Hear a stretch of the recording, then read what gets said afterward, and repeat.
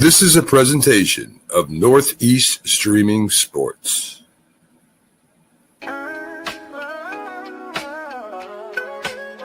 Yeah, yo, it's game time, ain't no messing around. Huddle Sports Network, the best in town. From NFL rumors to the latest trends, we got all your sports, just tune in, my friends. Catch us on Roku, Fire Stick, take your pick. Facebook, YouTube, where the action's slick. Daily shows that drop like a bomb. From 10 to 11, it's Ken and Ken, stay calm. Huddle up, catch the vibe, feel the rush. Get your news, get your fills in the clutch. Over 27 podcasts, we breaking it down. Join the team, Huddle Sports, wear the crown. Live every weekday, it's how we roll. Lions Talk with Jeremy B, we taking a stroll. From 11 to 12, don't miss a beat. We break down the game, make the info sweet. The Daily Huddle Podcast, noon to 1. CST Zone, we're just having fun. Toss your doubts, we bring the facts. Tune into the...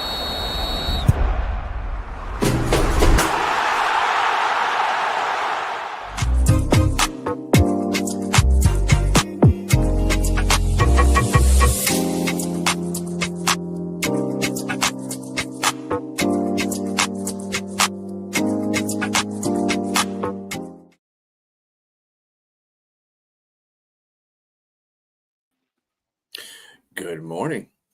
Welcome to the Sunday Morning Sports Show. I'm Trilla. I'm joined by Jack Hirsch, James JTrain Martin, and Keith Engle of TGI Sports Talk. How you gentlemen doing this morning? Hello. I'm going to start on the Hall of Fame inductions of yesterday, football. We had Sterling Sharp, Jared Allen, Eric Allen, and Antonio Gates all get inducted into the Hall of Fame. Did you guys catch any of that? I watched a lot of it.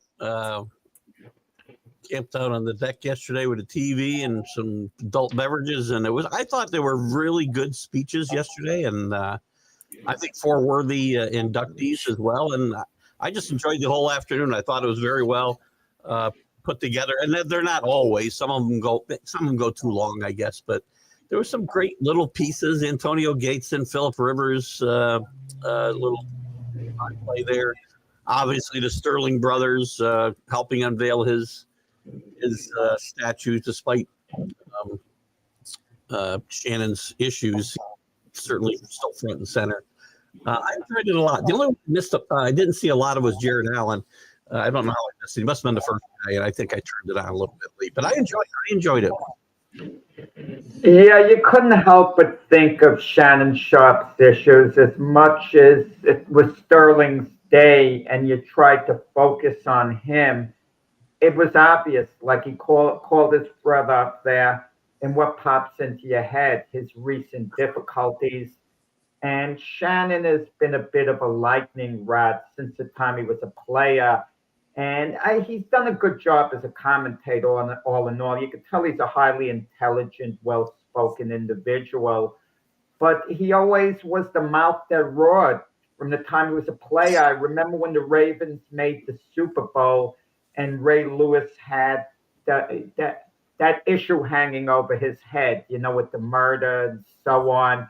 Instead of Ray Lewis answering the question, Ray Lewis was sitting there like a puppy dog, and Shannon Sharp is chastising the media, and I never forgot that. It struck me the wrong way, with him like putting down the media. This is about Ray, and Ray Lewis is sitting there with his head down, like a little kid who was put in detention but couldn't speak for himself. And he was always kind of controversial in that way. But that's what it is, guys, with commentators on a big platform. Who are the guys who are normally hired? The guys who are the lightning rods. Yeah. I mean, I'm waiting for Antonio Brown to get a high-profile position at ESPN, Fox, et cetera, et cetera. It's inevitable. He will. Because those are the type of guys they want. I mean, I don't think they want to. They don't want a guy running off the set with taking his shirt off and whipping it around. Yeah, that's exactly what they want. But it's just, look at the guys they have hired over, their background all in all. Listen, for every Tom Brady who you get, who's kind of tries to be humble or whatever, Peyton Manning. You're going to get two guys who are the opposite. It's like a Richard Sherman. I mean, a really loudmouth blowhard, great player though, and he might be a nice human being. I'm not saying he's not a nice person. I'm just talking about the way these guys have acted, a lot of them, and they're rewarded with the high profile positions. Give me a break. Give me a break. Give me a break. Don't you just said Tom Brady tried to be humble? There's nothing, and the guys right next to me, I know that's his team. He's got to know there's nothing humble about Tom Brady at all. You see the guy on the sideline getting in the face of all his players. I mean, don't get me wrong. I want a quarterback like that. Competitive. Don't mistake being competitive. But so is Richard Sherman. You just called out Richard Sherman for. Richard Sherman would be insulting to the opposition, not during the game, not to keep them in check. You always catch the guy that says something last. You don't catch the guy that does something first, don't you? Do you? I'm talking about during the game. You missed the point after the game against the 49ers. I know exactly what you're talking about. Okay. It's a response. It's a response to a receiver like Crabtree. That's exactly what he said. And I don't have a problem with that because I get the guy trying to be a competitor and Crabtree was being a you know what about it. And he's hyped. They get the camera and they like you said, these guys know what they're doing. They put the mic in front of his face right after the last play. So, I mean, come on. What do you expect the guy to do? What do you expect him to say? Adrenaline is through the roof. I'm not talking about one incident. One incident I could give anyone a pass on just about. I'm talking about the history of being a big mouth blowhard. Yes, these are guys. Talk about his off the field issues on top. Hey, it happens. Yes, I'm not giving him any passes for any of that stuff off the field. But on the field, they're playing football. These guys have a competitive wannabe. I mean, Richard Sherman was a sixth-round draft pick. That's fine. On the field, he could talk. One of my favorite players of all time was a guy, Johnny Sample, who was the defensive captain of the New York Jets when they won Super Bowl III.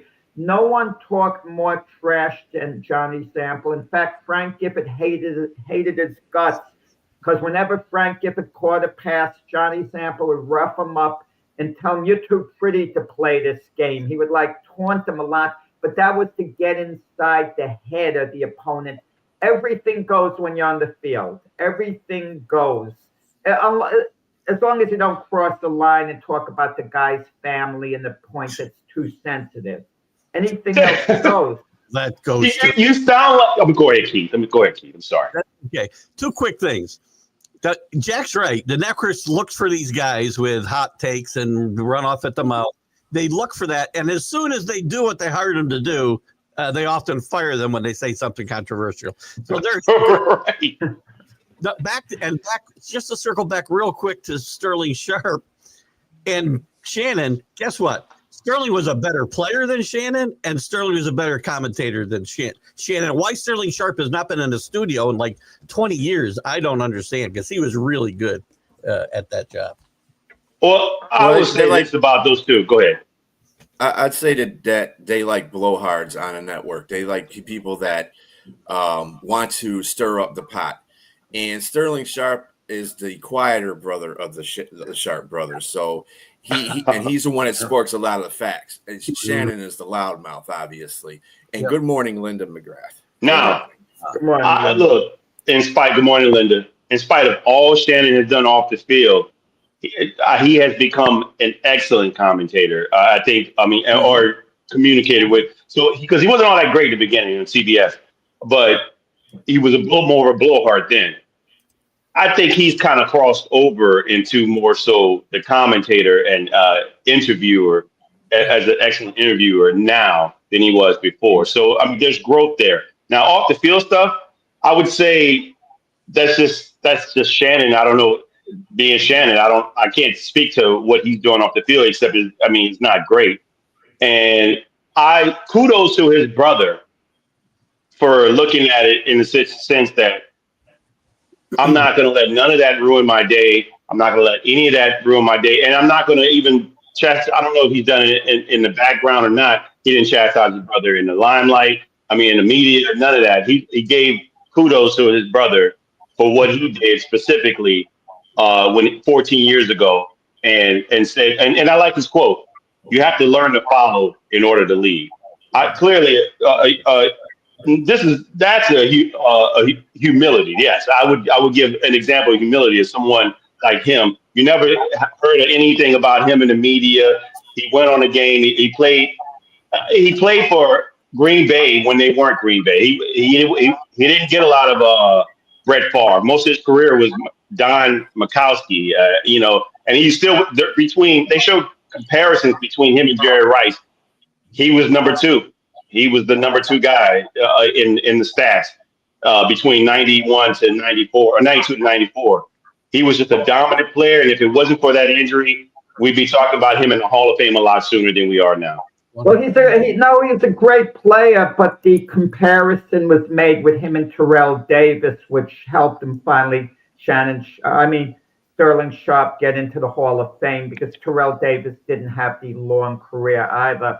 But Terrell Davis had the Super Bowls, something that Sterling didn't have. But it was good to see Sterling get in. I mean, he wasn't a slam dunk Hall of Famer because of the amount of time he played.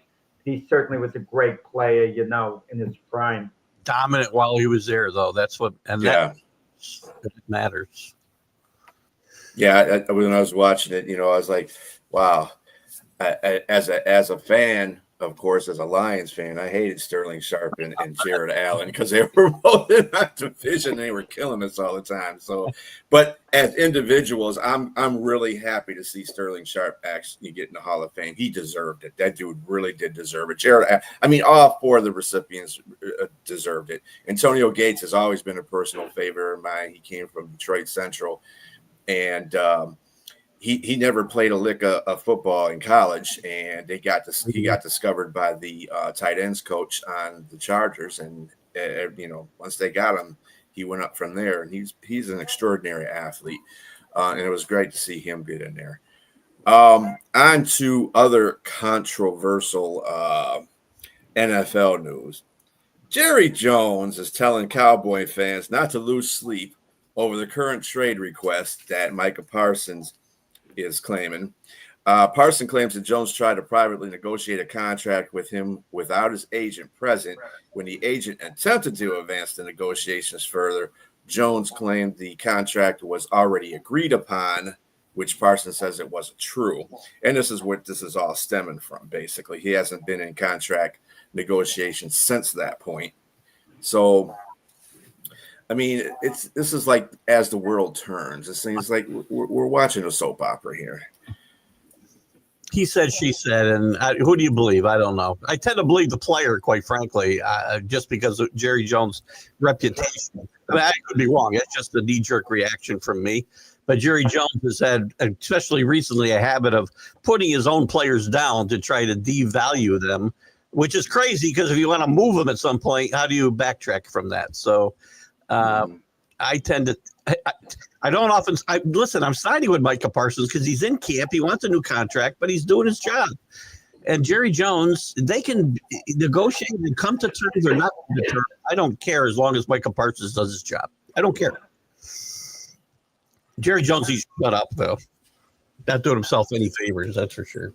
No, he's not. Yeah, let's blame Jerry Jones because he has a player who is under contract, who he expects the player under contract to show up at training camp or fulfill his obligation. You guys are getting spoiled. You're listening to the flow of fans out here. He has a contract, Micah Parsons. He's scared he might get injured and never get his money laid on. Well, Jerry Jones is scared he might get injured and he might have to pay him a ton of money. He doesn't have to if he just waits. Let Micah Parsons show up, have a great year, then he's in the driver's seat next year because the franchise tag is going to be enormous if Jerry Jones wanted to give it to him. I did not you put words in my mouth because nowhere did I say Micah Parsons should get a new contract. I did not say that. You blame Jerry Jones, but why are you blaming him? Because he's a guy running his mouth right and left. And Parsons says, trade me. Okay, trade me. But he's in camp fulfilling his contract, working out, and getting ready to play this season.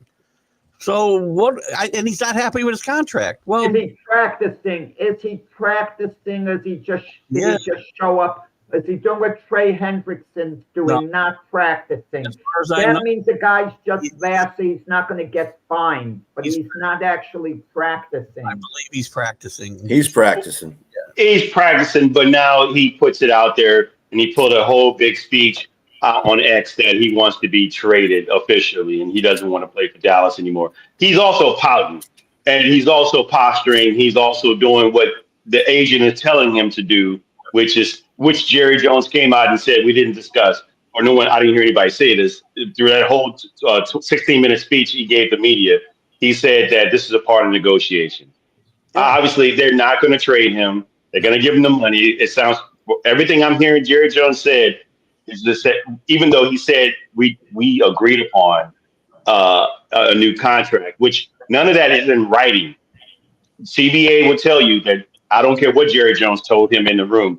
It doesn't matter. He can renege on that, even if it is not in good. I mean, if it wasn't good faith in discussion, whatever he say, she said, it's not CBA. You can't go off of that. It has to be in writing, and there's no contract written right now. So with that said, there's no actual agreement.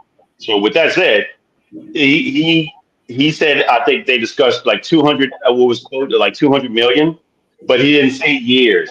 And nor did he say how much it would be for that 200 million. So, and he said 200 million guarantees. So we could be talking about 5-6 years, and that's still not the same amount of money that equates to what in short term per year what TJ Watt is getting, what Myles Garrett is getting. And so he looks at himself as those guys as his contemporaries or his peers or his equals, and he wants to get the same amount of money, if not more. James, but we all know the way this works. Let's say Jerry Jones made him hypothetically the highest paid defensive player in the game in history, and gives him a 5-year deal. Everyone is smiling, happy, but then the market goes up in 2 years, and it goes up substantially, and now there's a controversy. Now he wants another extension. Come on. I mean, that's the way it works all the time. Guy signs a deal, he signs a deal. I don't disagree. Again, I'm not for guys and I've said this a lot of times. Don't sign what you think is a great deal today, and then in 2 years when it's below market value, you want to renegotiate. But you can talk about it and you can ask to renegotiate as long as you're fulfilling the contract you already have. If you get your money, you get it. If you don't, well, then play out your contract and do whatever you have to do. I think the thing that I find interesting in this whole conversation are two common points. Jerry Jones has specifically said that he wants Micah Parsons there, and Micah Parsons is a great player for their team, and he wouldn't be trading him as per requested. At the same time, Micah Parsons has said, look, if you would have signed me earlier, I don't care. I just would want to play. And this is the problem right here. Jerry Jones just likes to drag his feet about everything. Sign the guy. If you want him to be there, sign the guy. That's on Jerry Jones, Jack. That's not on Micah Parsons. Jerry Jones needs to sign Micah Parsons. If you feel that dude is going to bring, a wealth of talent to your defense that he has been bringing the last couple of 3 years, then sign him. I don't understand what the problem is here. Wait, what happens if this could be the problem, guys. What happens if Jerry Jones has a little bit doubt how great Micah Parsons could be going forward? Yes, he's going to believe Micah Parsons is going to be a very good player for us, but he might not look at Micah Parsons as being his superstar anymore. Maybe he'll be one, Jerry Jones thinks, maybe not. He might not be completely sold on Micah Parsons as a superstar. And Micah Parsons is demanding basically superstar type money. He's already a superstar. Yeah. He's a main cog on that defense. Jerry Jones what are you talking about? Why Jerry Jones shouldn't be evaluating talent for the Cowboys and why they haven't won playoff games in forever. I mean, he signed Dak Prescott. Dak Prescott and CeeDee Lamb at the end of last year as well, and he could have done that in the beginning. You don't think those people have potential? Those two individuals don't have potential? Well, no. He has a history of doing this, going back to even Emmitt Smith. He kind of dragged his feet a little bit. Yeah, and all those people that you're talking about are well, at least Emmitt Smith's a Hall of Famer. Yeah. Dak and CeeDee Lamb could be on their way to do that, just like Micah can. So I don't. Micah Parsons is a great player.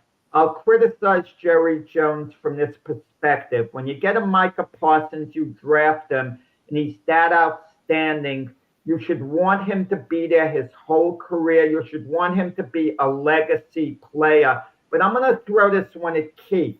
If Bill Belichick was handling things with Micah Parsons, knowing Bill Belichick's history of cutting guys' pay, would he actually do anything different from what Jerry Jones is doing? I don't think Bill Belichick, when he was having all this success at New England, when they were winning championships. He would have done one thing big that was different. This wouldn't be all over the press. He wouldn't be talking about his players in the press, saying they're never on the field and running his own players down. He wouldn't be doing it. He wouldn't be talking about it at all. So, yeah, one big thing.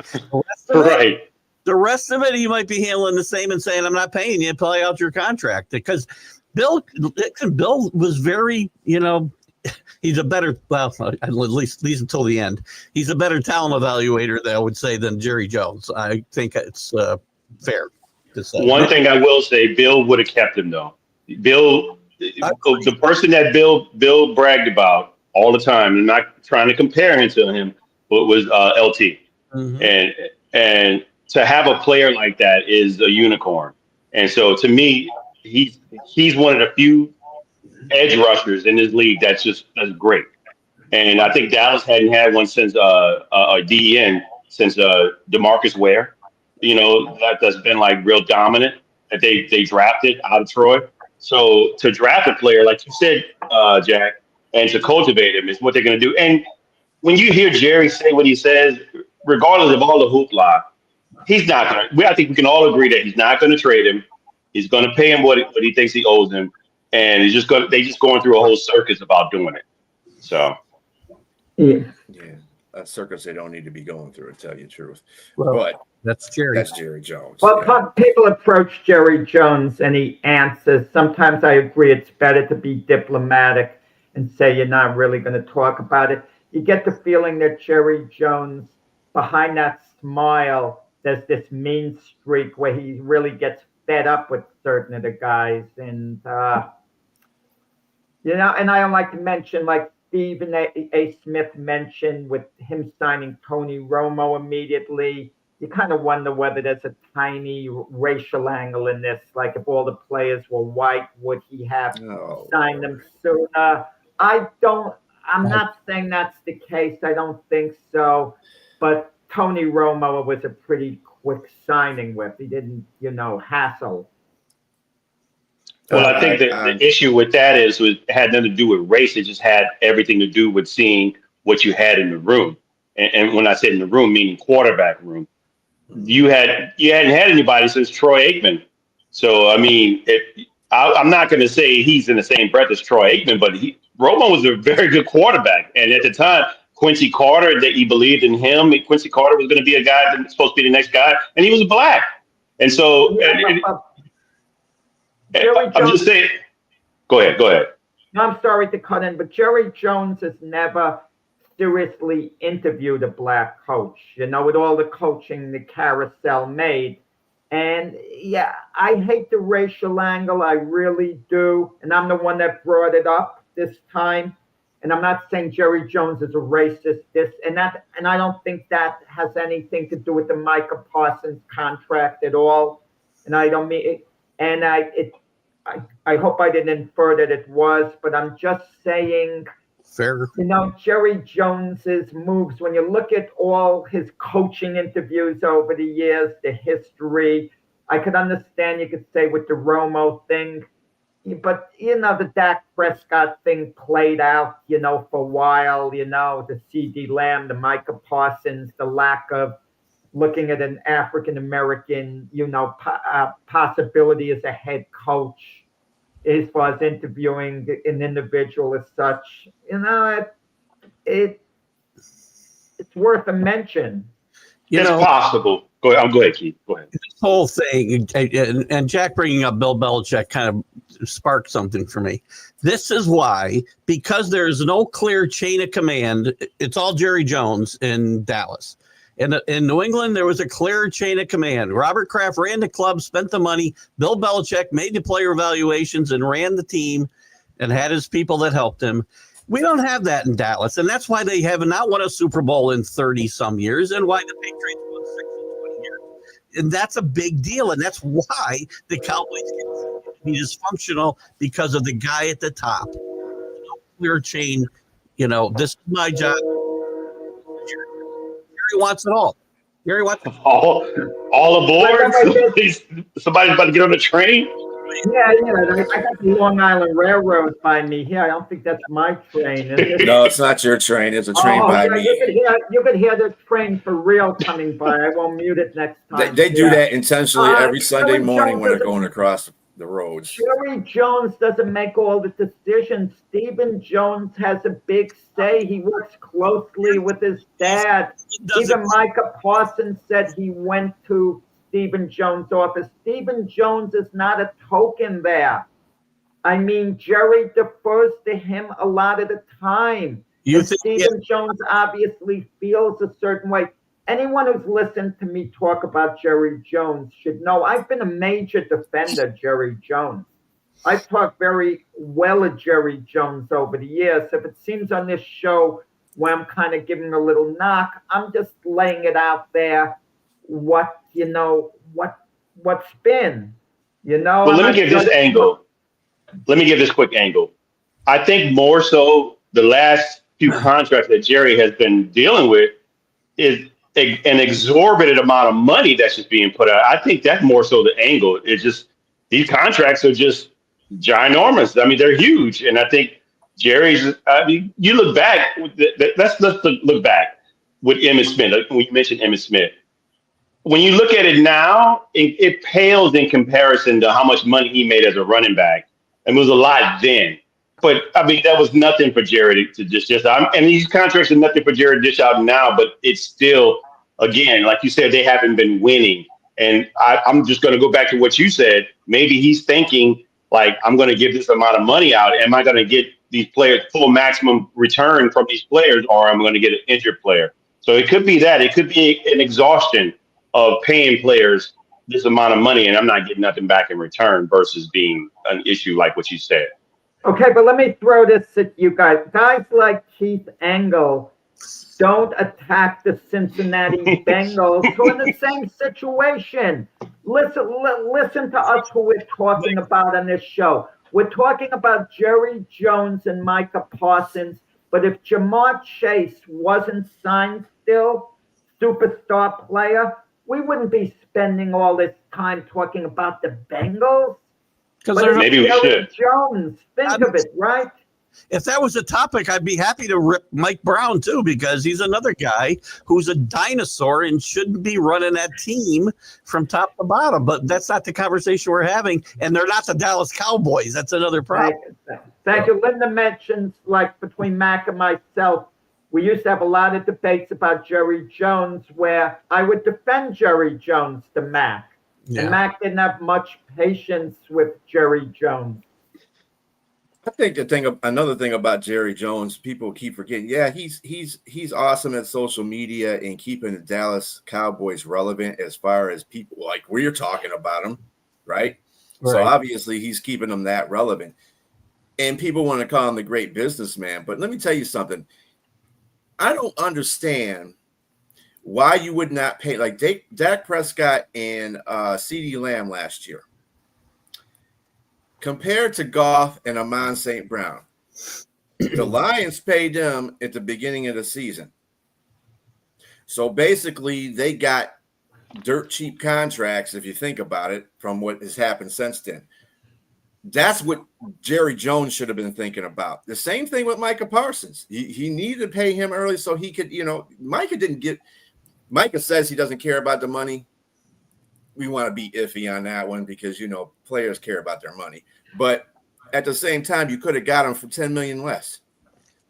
No, that wouldn't have worked out. I'm not understanding. That's not good business decisions. It wouldn't have worked out if you signed him for a cheap amount.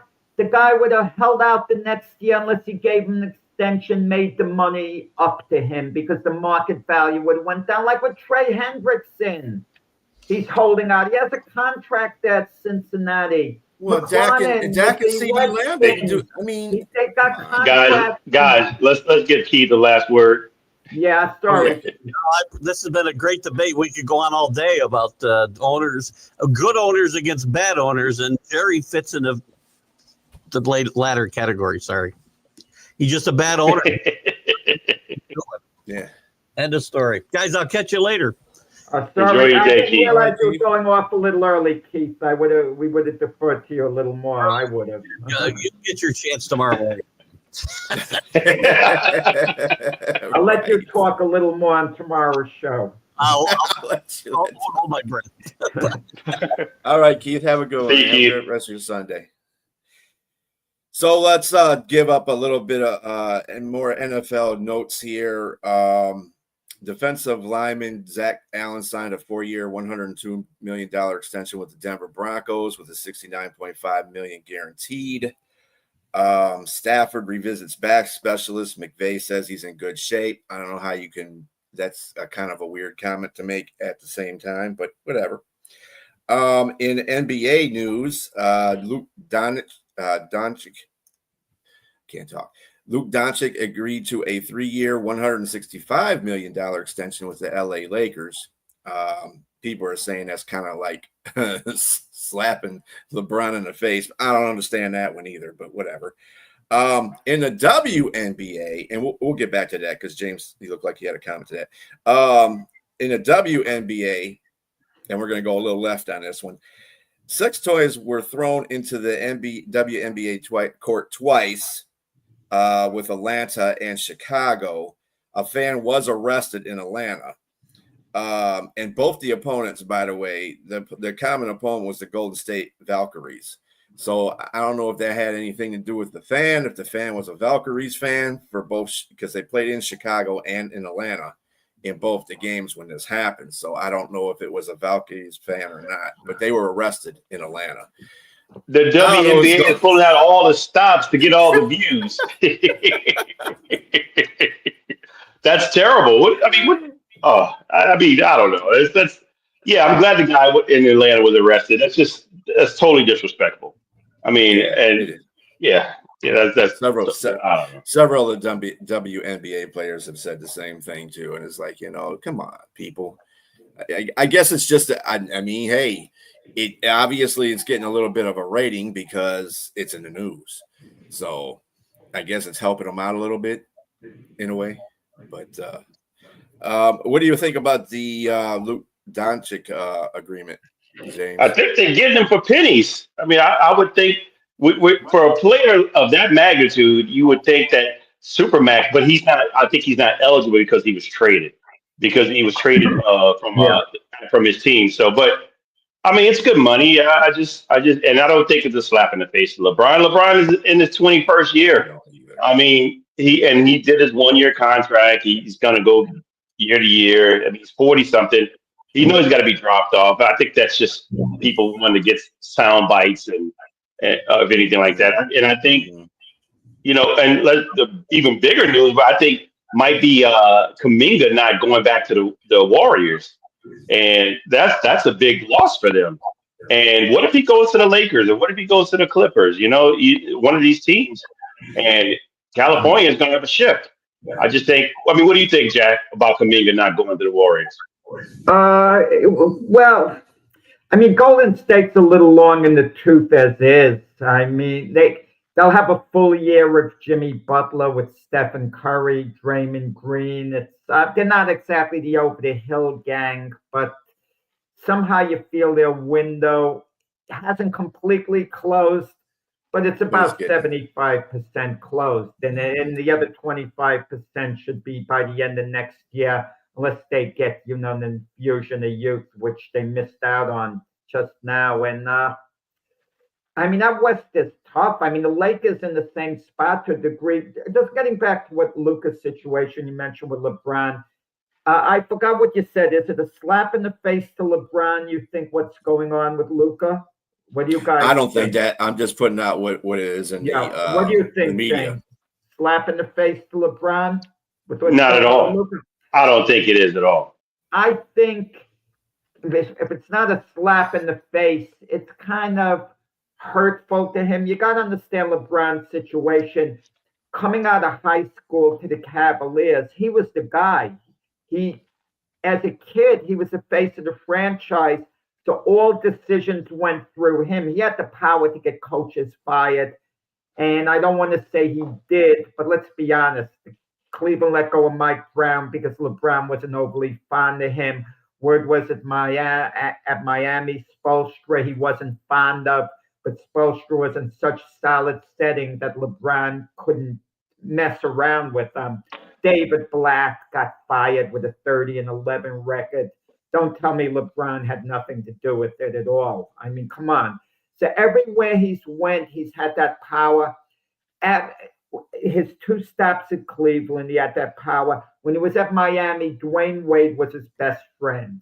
So that was fine. He didn't mind working it with Dwayne together. And Dwayne Wade seems to be a pretty good guy. And they had a strong GM in Pat Riley. No one was going to mess with Riley. And Riley loved Spoelstra. So LeBron, was unstable there. Then he's, with the Lakers. And until they got Luka, he seemed to be calling the shots again. Case in point, getting his son Bronny on the team and all. And now for the first time, he's not the guy at LA. They're just going to do what they want. LeBron is just a player now. He's nothing more than a player to them. And I think the Lakers see the handwriting on the wall. And look, LeBron might be gone in a year. I mean, Luka's our future. If we're going to do any, rear end kissing, it's going to be for Luka. We're going to accommodate him, the players he wants. They're not calling LeBron up, I'm sure, saying, who should we get? You're the guy, LeBron. And LeBron sees it. He's the Robin in LA to the Luka's Batman. And that's never been the case except for a little while at Miami. And he was happy for that to be the case because Dwayne Wade is his best friend. And he's going to go elsewhere, LeBron. It seems inevitable. I don't think he's going to retire in a year, too. I think he's too good. I would say, guys, I don't know whether you agree. I think he has 3-4 good years left in him as an NBA player. I disagree that he goes anywhere, and I sort of disagree that he has 3 or 4 good years left. I just think that at some point, he's teetering on the cliff where he's going to fall off. And you've seen the last couple of years, LeBron has been known for being an Iron Man, no injuries. But the last couple of years, he's been having an injury here and there. I mean, and it's starting to show itself. I mean, Father Time is just undefeated. So I just don't think 3 or 4 of quality years are remaining for LeBron. I think maybe 1 or 2. I think he probably retires if he gets a ring. If he gets one more ring, and they have an opportunity to do it here with Luka. But Luka is not a. I think the problem here is LeBron's too old to play defense, and Luka is not known for defense at all. So you got to get some other guys that are wing defenders, and you lost that in Finney Smith. He went to was it Houston? Yeah, he went to Houston. Yeah, I think it was in Houston. Yeah. Oh, that's a loss. And I think they picked up 1 or 2 guys here, but I mean, you got Smart. I like to pick up with Smart. That's a defender. But I mean, what can he? I don't know if he's on the other side of 30. I mean, is he a little longer than 2? Can he still play defense? That's the question remains.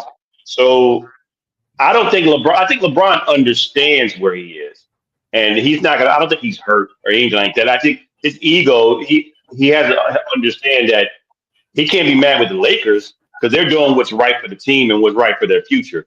We don't have the same ownership anymore. I mean, you got different people in the building now, and so you got to be real willing to look at and say change is automatic and is coming. But I don't think he's going to go anywhere else to play because I think LeBron, again, knowing if he went to teams, he went to teams to be the man. He's not going to go to another team to not be the man. One other team he would go to, and he would be glad to be second fiddle. That would be Denver. Jokic is there. I think LeBron would go to Denver and feel Jokic is the guy. I'm going to give him the most support, just to win. I don't think he has that same level of respect for Luka. I mean, he might think Luka's a great talent, but after playing with Anthony Davis and seeing what Luka brings to the team defensively as opposed to Anthony Davis, you don't know, that might be irking LeBron, playing with Luka. He was probably excited in the beginning, and then he saw that Luka maybe wasn't in tip-top shape. And LeBron, but he is now. He is now. Have you seen him lately?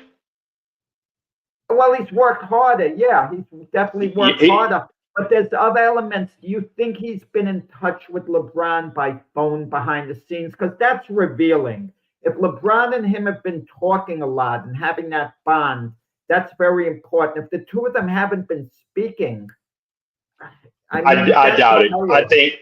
I think the weight and taking care of yourself thing, it's probably more indicative that he and LeBron are talking because I guarantee LeBron probably gave him some pointers on how to take care of his body. And you can't be LeBron is an alpha. LeBron, I'm pretty sure he's not going to say it out about you. He might be cryptic and he might be passive aggressive in the media, but he really doesn't out his teammates. I'm pretty sure he said something in personally to Luka about it. And I think, but with that said, I like what you said about Denver. That could be a good combination there. But I think we debated this. I also like San Antonio too. I think LeBron would be great there. That would be great. Well. I think if LeBron goes anywhere, and nostalgic purposes as well, to Cleveland, I think that would, he'd want to start where, end up where he started off at. It by nostalgic. I'm not saying that it would be anything. I mean, and I really do think he'd play second fiddle on Cleveland too. Cleveland's got a pretty good team, and he would add on to it. And it depends on how he gets along with their head coach. I mean, that's always the thing. But I don't see that. They're good defensively too. You're right. Yeah. I like Cleveland. But it's the X factor with him maybe spending the rest of his career with the Lakers. We don't know with what's been happening, LeBron's relationship with JJ Redick, their coach. They were very, very close. Are they still very, very close? Is JJ Redick saying, hey, LeBron, I got nothing to do with the front office. I want you here. You're my guy. You're the main guy. We don't know whether they've been having conversation.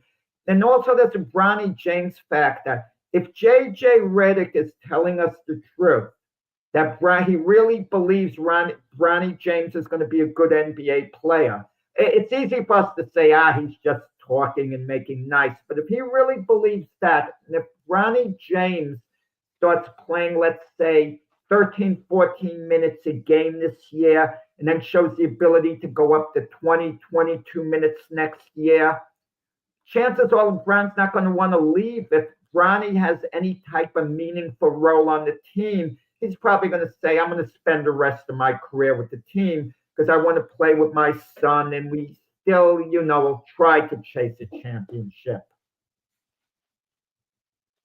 I think that Bronny James has shown improvement. I think he'll continue to show improvement, but I think he has a peak. He has a ceiling that's probably closer to the floor than he has a higher floor. I mean, well, no, he has a higher floor than a higher ceiling. What's the ceiling minutes per game? Knowing the type of player he is, what would you estimate? What do you think he's going to get next year if he? I think about 10 minutes max. 10 minutes max. That's not much. He was getting 2-3 minutes this year, so he won't even hit double. He won't even hit double digits in minutes this year. When I watch him play in the G League, I think he's amongst other players that are his peers that are his contemporaries that at his level. I think he maxes out as a good player in that arena. I don't think when he gets to the main NBA, he's a bench guy. He's going to have a towel in his hand, cheering on his teammates. The That's rest of about his it. career. You think the rest of his career? That's Likely, okay. yes. Yeah, unfortunately. Unless he becomes a stalwart. First of all, his height. He's height challenged. He's 6'1", and he doesn't have at that height. You need to be playing like Allen Iverson or somebody. If you're that height, you need to be Chris Paul, a point guard. You need to be somebody that something you need to be noted for that you're great at. I don't see any attribute besides defense that he's really good at. Now, Tony Allen was a great defender, and he was roughly around that same height. He was an excellent defender, but he's not excellent at defense. And maybe he has room to grow, and he could be a good defender, but he's not a great shooter. He's not a great playmaker, and I just don't see much there. And then his height, he's height challenged. So, but he's athletic. He can steal the ball. I've seen him steal and do some decent things, but it's not enough to warrant that he's going to come out and take another good player's spot and light it up, or at least spell somebody for like another 10, 15 minutes. I just don't see it. Yeah, he ain't his dad, that's for sure. New York the New York Knicks earlier this week signed forward Mikal Bridges to a 4-year, $150 million extension. That's in your wheelhouse there, Jack. How do you feel about that signing? Yeah, they're all in. With all the draft picks they gave up for Mikal Bridges to move on from him, but to just trade him for a veteran player who was only going to be a Knick for a couple of years, would have meant the trade was a complete flop. And Mikal Bridges, I don't want to say he regressed last year, but he certainly didn't take a step forward. He's not an elite player. He's good enough to be a starter for years to come. But it's like a 5-man pitching staff in baseball. He's the number 4 man in the rotation. He's not your ace who you want to throw out there. He's rarely going to take over a game, but he's a very solid defender. He's a good piece to have. And for the amount of money NBA players are getting, $37.5 million a year, that would be a fair market value for him. I'm not going to say they're overpaying, and if they are, they're not overpaying by much. So I think a good signing for the Knicks. He'll be there the next few years, and he's young, runs the court really well, has endless energy. So good signing for both Mikal and the Knicks. I would say that it is a good signing. I agree with you. For the amount of money, it is fair market value for the player that you're getting. But he needs to step it up a little bit to me, because he was one of the guys that complained about how he was being played too much with Thibodeau. And so I think that you get that money, Thibodeau's out of the building. You got Mike Brown in there, man. You really need to step it up. Like you said, 1 year ago, he didn't show an improvement. He might be just where he's at. That might be just his ceiling. So we'll see. But again, just ties in back to the whole Thibodeau. I don't want to bring that up and beat a dead horse, but he was one of the guys that was vocal about being played too much. So there was nothing wrong with him speaking. When you're playing all those minutes, all he did was mention Mikal Bridges. Maybe we should use our bench a little more, because the starters were overplayed. They were a little overplayed with the Knicks. You don't say that out loud, Jack. Yeah. You don't say that out loud as a player. You keep that in-house. I agree. But he doesn't have a history of controversy. A player can make an off-the-cuff remark and not realize the impact it makes.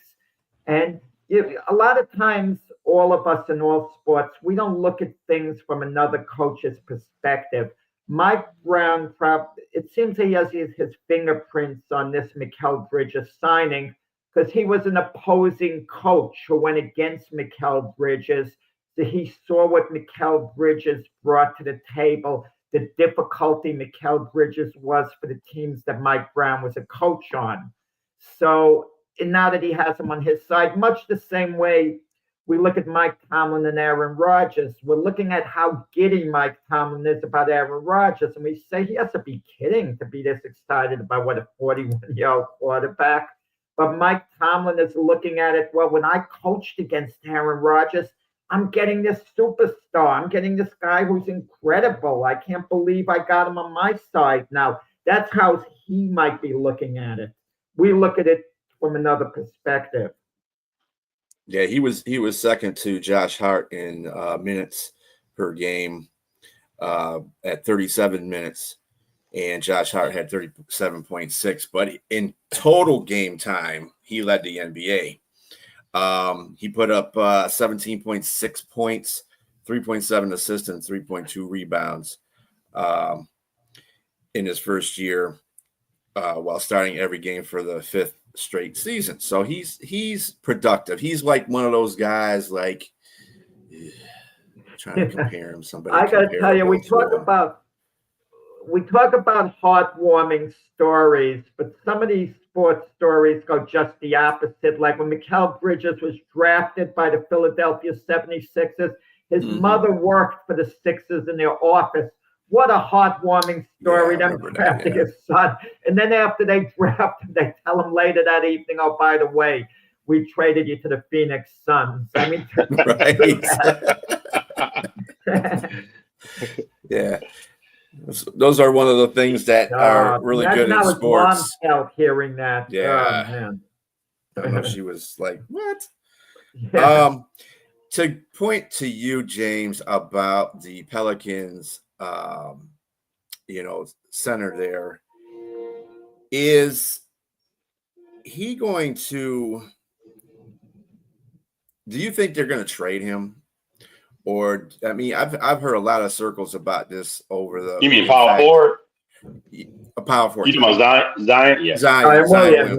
He can play center, but I thought you meant Zion. Yeah, Zion. Yeah. And if he is, he's been a speculation of trade rumors, of course. Do you think he goes anywhere? You guys think you keep him, or not this year? I think with the draft moves they made those to play with Zion. I mean, Derek Queen and Jeremiah Fears. Those are and two guys in the first round they were able to pick up. Obviously, Queen hurt his thumb, so he's going to be out a few weeks. But these are guys that they're looking to build around Zion. So I think that Joe Dumars wants to see what he has within the team, and they made some other off-season moves, which I think they're bought in. They bought into Zion at least for the foreseeable this one season. And then potentially if the same things occurs, obviously I think they must have had a sit down. I'm pretty sure Joe Dumars and Dumars and Zion Williamson had to sit down and talk and look at what the outlook is for the future. And so this is where you see, but just by the move that they made, they want to play with him. But if he does the same thing, if he regresses and gets hurt, he's having weight issues, I could see them trading him in 26, 27. Yeah, I'll say this for Zion. When he shows up, he's a great player. When he's healthy and all cylinders are going, and is another team going to be willing to take a chance on him? That's the thing about it, because the Pelicans aren't just going to give him away. They'll like a nice little haul in return. But if he doesn't see the court, he's injured a lot. His conditioning is put into question. And I'm going to be honest, guys, at this point in the guy's career, if you haven't been self-motivated and you haven't worked hard, you're not going to start doing it and sustaining it. Like we just talked about Luka, his conditioning. Luka might be doing it for 1 year, maybe 2 years. I don't see Luka sustaining this the way LeBron has year after year. If it's not in a guy's nature, he's not going to do it long term. He'll do it short term. But with that said, Zion Williamson is the perfect guy to take a chance on if you're a championship contender. Because you get him, and he's healthy that year. He's a major impact. He's a difference maker. Yeah, I would agree with that. I just think that I don't think it's going to happen this year. I think he likely, in all intents and purposes, that if he doesn't do well, he'll get traded the following season. I don't think it's a question of him doing well. I think it's a question of him participating in the majority of the games that they have Staying healthy. instead of being hurt. Yeah, being Staying hurt. healthy. Yeah. And I think that Dumars has brought. Well, that's what I mean by doing players. well. Well, Yeah. Joe Dumas is might be on the lot of pressure. I like Joe Dumas. I think he's highly intelligent. I think he knows what he's doing. But everyone's watching this Derek Queen draft where he gave up an additional number 1 draft pick that would go to the Atlanta Hawks. And if Unprotected. they have a terrible year this year, the Saints, and that's an unprotected pick, okay, and Atlanta gets the pick at the top of the draft, the player New Orleans could have gotten, that could turn out to be, a mini disaster for the Pelican organization. Or maybe Queen works out and he's a great player and Dumas looks brilliant. Well, I So think far, not so good. But to what I think that James was alluding to, though, Dumars is building around Williamson, and he wants to give him the chance to say, okay, well, if you're going to be healthy, I want, we'll see what happens when you're playing with these players. If we can elevate our team and be in a position to win a playoff game or be in the playoffs, then or anywhere close to that, have a winning record even. I think that's what he's evaluating Williamson for right now. And if it doesn't work out, then James is right. I wouldn't be surprised if they trade him the next year. Well, Brian, Joe Dumas very well, being a great Detroit Piston, player. But was he a leader on that bad boy team, or was it Isaiah and Lambert the leaders? Would the Dumas just stay in the background? Dumars was like the second. Yeah, he was there, but I think that was Isaiah's team. Dumars was just the guy that he would put in his 2 cents when needed to be, but other than that, he let Isaiah just kind of run the team. And Dumars as a GM, I mean, he was institutional in the 2000, the 2000 the 2000 Pistons when they got to the NBA championship, and he made a couple of questionable decisions near the end of his tenure here as a GM. Drafting instead of getting Carmelo Anthony, he got another dude that he didn't play but 100 games in the NBA, and he was a loaf of white bread for real. That dude was way. Getting off that, James, also Brian would know this a little more. I have maybe a strong opinion. Carmelo Anthony vented when his career was over. Well, had I been drafted, we would have won a couple of championships with the Pistons with me there. I don't buy it from my end, but what do you guys think? He said that recently? He said that years ago, after he was retired, Carmelo Anthony. No, hindsight is always 20/20. You can say anything you want to say, but I disagree with that because Carmelo Anthony was never a player to improve his game beyond the talent that he was gifted. Because straight just from God. I mean, I think Carmelo when he was at Syracuse was incredible, man. And obviously they won the championship, and then when he got to Denver, they had a team around him. They built a team around him, and he couldn't get it done. And of course, he went to New York, and we saw what happened there. No, I just don't think Carmelo never improved defensively. He was never a defensive player, but he just never improved none of his other game. He was just an offensive shooter, and that was it. That's what he provided. Mm-hmm. And nor did I see him as a leader. I didn't see him as a leader either. To just galvanize guys around him to make players around him better. Yeah, Carmelo is an extremely gifted athlete, but you don't build a team around him. He's one of those guys you insert as a role player.